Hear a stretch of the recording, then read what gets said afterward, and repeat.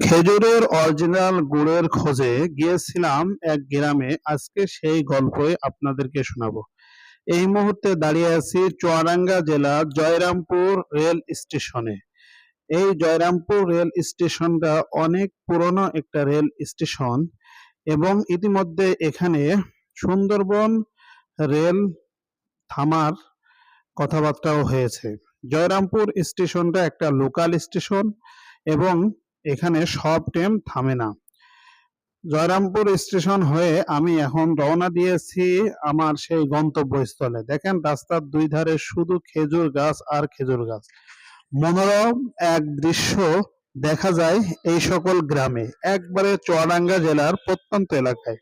আমি চলে আসলাম খেজুর গুড়ের সেই স্থানে, আমার এক আত্মীয় বাড়ি, এবং সেখানে আমাকে খাবার দাবার দিল এবং সেখানে থেকে আমি খাবার দাবার খেয়ে খেজুরের গুড়গুলো সব নিয়ে, একবারে অথেন্টিক খেজুরের গুড় নিয়ে আমি আবার বাড়ির দিকে রওনা করলাম।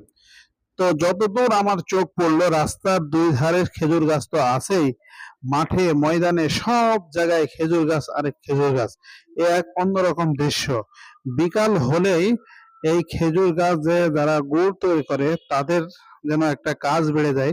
তারা প্রত্যেক দিন সুন্দর করে গাছ চেয়েছে হাঁড়িগুলো বেঁধে আসে এবং রাত্রে বেলায় সারা রাত রস পড়ে এবং সকালবেলায় ভোরবেলায় থেকে তাদের কাজ শুরু, এবং তারা সকাল 10টার মধ্যে খেজুরের রসগুলো জ্বালায়ে গুড় তৈরি করে। এভাবেই প্রকৃতির অনন্য ছোঁয়া খেজুরের গুড় আমাদের প্লেট পর্যন্ত পৌঁছে যায়।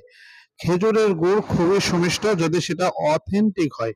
আর এই অথেন্টিক গুড়ের খোঁজেই চুয়াডাঙ্গা জেলার প্রত্যন্ত অঞ্চলে দড়িয়ে বেড়াচ্ছে প্রিয় পুষ্টি।